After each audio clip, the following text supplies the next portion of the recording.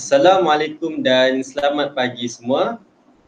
Kita berjumpa lagi pada hari ini dalam mata pelajaran sains bersama Cikgu Zikri. Baiklah, Cikgu harap kamu semua berada dalam keadaan baik dan duduk di rumah. Sebelum kita mulakan pembelajaran kita pada hari ini, Cikgu akan mengulang kaji latihan kamu pada hari Selasa. Baiklah, kita lihat salah seorang daripada latihan yang diberikan oleh kawan kamu.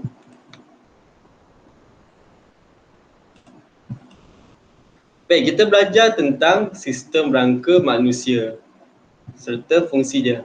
Okey, kita tengok yang pertama. Labelkan nama tulang tersebut dengan betul. Baiklah. P, tengkorak. Betul. Okay, P, tengkorak. Q, tulang rusuk. Betul. R, tulang belakang. Betul. T, tulang tangan. Betul. Dan akhir sekali S, tulang kaki. Betul. Kita tengok pula fungsi dia. P, tengkorak. Fungsi dia adalah melindungi otak. Betul. Q, tulang rusuk. Fungsi dia adalah melindungi organ dalaman. Betul. Selalunya tulang rusuk ni, di tulang rusuk terdapat paru-paru, jantung. Itu antara organ yang penting yang dilindungi oleh tulang rusuk. Tengok R. R, tulang belakang. Fungsinya menyokong badan.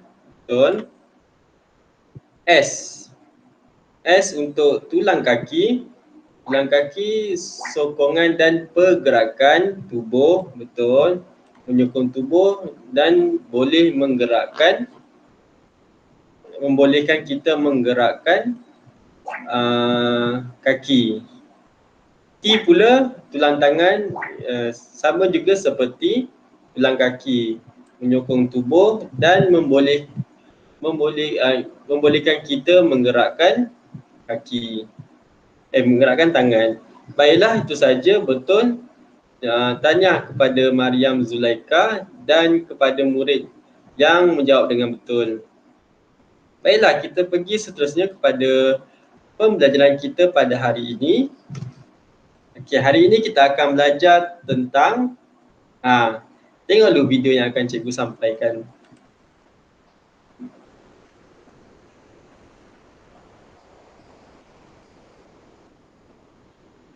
Baiklah, video ni tentang seorang budak lelaki yang ingin mencipta rekod dunia dalam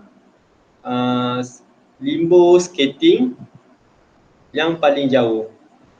Skate secara limbo, secara kedudukan limbo dengan jarak yang paling jauh di dunia ya. Kita tonton.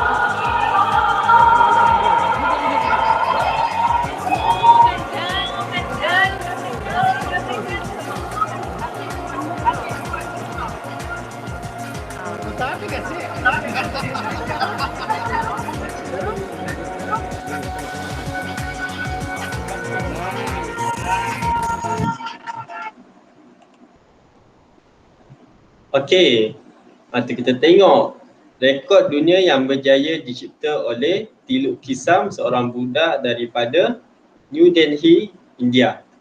Tengok bagaimana cara dia membuat skating tersebut.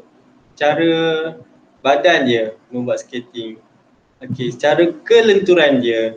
Jadi di sini kita akan belajar bagaimana tubuh kita boleh dilenturkan dan juga boleh digerakkan. Okay. Contoh dia, jadi kita tengok yang berada di pinggul dia. Macam mana dia boleh menghamparkan kaki dia dengan lurus.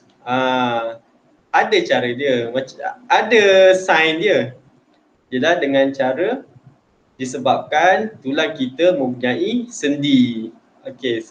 Jadi hari ini kita akan belajar berkaitan sendi dan fungsi sendi. Okey, kita tengok buku teks kamu. Buku teks sains tahun 5, muka surat 22. Berkaitan dengan kedudukan sendi. Baik, sebelum kita kena tahu dulu apakah yang dimaksudkan dengan sendi. Sendi ialah tempat pertemuan dua atau lebih tulang. Tempat pertemuan dua atau lebih tulang. Okey, maksud dia tempat di mana mempunyai pertemuan dua atau lebih tulang, dua tulang. Contohnya seperti mana? Contohnya seperti di tangan kita. Nampak ni? Satu tulang dan satu tulang lagi. Okey. Jadi di tengah-tengah ni kita gelar dia sebagai sendi, tempat pertemuan dua tulang. Baiklah, kita akan tengok ada 8 kedudukan sendi tulang pada tubuh kita. Yang pertama berada di tengkuk kita, di tulang tengkuk, di tulang leher. Yang kedua berada di tulang bahu. Yang ketiga berada di tulang tangan kita. Yang keempat berada di tulang pergelangan tangan. Yang kelima berada di tulang belakang kita, juga mempunyai sendi. Okay, bayangkan tulang belakang kamu seperti tulang yang berada di tangan kamu ni, yang lurus ni, tanpa sendi. Okey. Akibatnya kita tidak boleh membongkok. Okey, jadi fungsi tulang belakang ni adalah fungsi sendi di tulang belakang adalah untuk kita membongkokkan badan. Baiklah. Yang kelima adalah sendi di tulang pinggul. Inilah yang dilakukan oleh adik Tiluk Kisam tadi yang berjaya mencipta rekod dunia dengan dia skate menggunakan gaya limbo. Kaki dia, kedua kaki dihamparkan lurus. Okey, dia menggunakan sendi tulang pinggul. Baiklah. Dia dah ada 1, 2, 3, 4, 5, 6. Yang ketujuh berada di sendi tulang lutut. Berada di lutut kita. Dan yang terakhir sekali, yang ke-8 adalah sendi tulang pergelangan kaki. Okey, di tulang kaki kita ni, di tulang kaki kita terdapat juga sendi. Baiklah, kita tahu ada 8 kedudukan sendi pada tubuh kita. Ingat, 8 kedudukan sendi pada tubuh kita. Macam mana kamu nak ingat? Mudah je. Kamu ingat maksudnya sendi ni ialah pertemuan dua atau lebih tulang. Jadi kamu ingat di mana tempat pertemuan tu? Semua tempat pertemuan ni kamu boleh gerakkan dia. Contoh di bahagian leher, di bahagian bahu kamu boleh gerakkan, tangan juga kamu boleh gerakkan, pergelangan tangan, di tulang belakang kamu boleh bongkok, kamu boleh tegak, di pinggul, okay, kamu gerakkan bahagian peha kamu, di lutut kamu boleh gerakkan kaki kamu dengan cara menendang, dan di tulang kaki kamu, kamu boleh cara kamu berlari, kamu boleh menjengkit dengan menggunakan sendi di tulang kaki. Baiklah, ingat ke-8 tu. Seterusnya kita akan pergi kepada fungsi sendi. Baiklah, fungsi sendi pada tubuh kita. Setiap benda yang dicipta oleh Tuhan pasti mempunyai fungsinya di tubuh kita. Okey, jadi kita tengok apakah fungsi sendi. Baiklah, fungsi utama sendi, ingat ya, fungsi utama sendi ialah membolehkan tubuh kita bergerak. Membolehkan tubuh kita bergerak dan juga membolehkan tubuh kita dilentur. Kita juga boleh melentur. Jadi sendi ni fungsi utama dia adalah membolehkan tubuh bergerak dan yang kedua membolehkan tubuh kita dilentur. Kita boleh melenturkan tubuh kita. Kita tengok setiap fungsi sendi pada 8 tulang yang kita sebutkan tadi. Yang pertama, sendi pada tulang leher, membolehkan pergerakan kepala secara pusingan atau putaran. Ini selalunya kamu buat sewaktu sebelum kamu main dalam subjek pendidikan jasmani. Kamu mesti ada warming up. Warming up itulah kita melenturkan sendi-sendi kita supaya kita tidak mudah cedera waktu kita bermain. Bermula pada kepala sampailah ke bawah. Semuanya yang digerakkan tu adalah sendi tulang kita. Yang pertama tulang leher, kita boleh menggerakkan kepala kita secara pusingan atau putaran. Yang kedua, sendi pada tulang bahu, tulang tangan dan tulang belakang kita membolehkan bahagian atas tubuh kita digerakkan. Bahagian atas tubuh maksudnya dari mana? Daripada atas pinggul hinggalah ke atas. Daripada pinggul hinggalah ke atas supaya boleh digerakkan. Okey. Sendi pada tulang bahu juga boleh menggerakkan tangan ke belakang, ke hadapan, ke tepi atau membuat putaran. Contoh yang ditunjukkan di sini ialah membaling bola baseball. Tengok ni. Kita gunakan sendi untuk membaling bola tersebut. Kita menggerakkan tangan kita, nampak ni. Kita menggerakkan tangan dan juga pergelangan tangan kita. Seterusnya, sendi pada tulang lutut dan tulang pinggul membolehkan kaki dibengkokkan dan diluruskan seperti aktiviti yang di atas ni. Juga untuk menendang bola, kita menggunakan tulang lutut dan tulang pinggul. Dan juga kita menggunakan tulang kaki.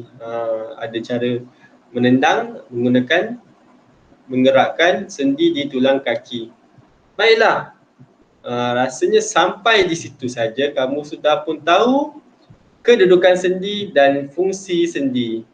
Ingat, sendi mempunyai kedudukan sendi berada di 8 tulang, 8 bahagian tulang.